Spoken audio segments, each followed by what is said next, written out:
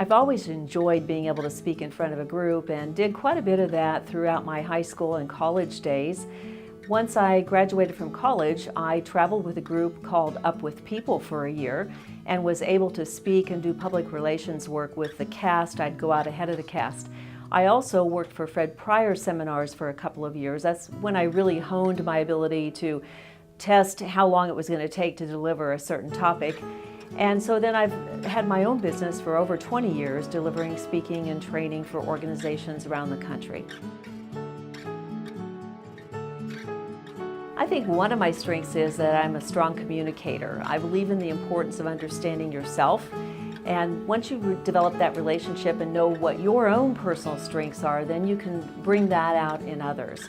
And so I've used a lot of assessment tools over the years, such as the DISC and the Myers-Briggs type indicator. Those are assessment tools that really help people know who they are and then find ways to communicate with others more effectively.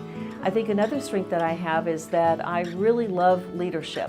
That's something I've always had a love for. I like to be able to work with others to build strong teams. And I think it's important that when you are developing leaders, you help them understand how they can communicate in a way that serves themselves and others. So that's really important as well. I enjoy a lot about public speaking. I think it's the opportunity to really gather your thoughts and to say something to an audience that will make a difference in their lives. When I do a speaking engagement, whether it's training or a keynote, I want to find out as much as I can about the audience so that I can really customize it and tailor it to what they're looking for. I think as a speaker, when you have someone afterwards come up and tell you what a difference what you said made in their lives, that makes me feel good. I think it's really important for us to connect with our audience, to give people hope. You know, I think that's something that people are lacking today, and that sense of being connected. The late Maya Angelou once said that people will forget what you said, people will forget what you did, but people will never forget how you made them feel. And I think that's our importance, that's our responsibility as a speaker, is to really connect with our audience, to make them feel something different, and hopefully to take action to make their lives better. There's an expression that's been around for many years that goes like this: the fortune is in the follow-up.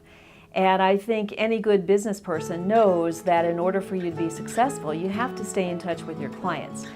Well, about 11 years ago, I was introduced to a great tool. It's called Send Out Cards, and it's a follow-up system that allows you to send real cards and real gifts very easily from your PC, your laptop, or your cell phone. And I fell in love with the product and enjoyed it so much that I also started to build a team. And so I have a team of independent distributors across the country, soon to be around the world, that allow us to really help businesses and independent sales reps stay in touch with their clients to create more retention and referral-based business using this great program. A relational leader is someone that really is able to lead through building strong relationships with others. Several years ago, I developed a model called the 7 Elements of Relational Leadership. That's one of the keynotes I do. And I think it has to start with having a relationship with self so that we truly understand what our strengths are and maybe some areas where we need to focus on. There's been a lot of work done over the years in strengths-based leadership. I've also done a lot of work over the years in emotional intelligence. I actually taught that at a local university here in the Kansas City area. And I think as a leader, we have to be able to not just know the functional side of the business, but to also really understand people, to be able to build those strong relationships. We probably all run into someone who is very good at what they did technically, but they were a mess when it came to working with people. And when that happens, it creates so much chaos in an organization. So a relational leader, and I do call myself the relational leader, it's really helping other leaders learn how to lead more effectively through the use of better relationships with those around them.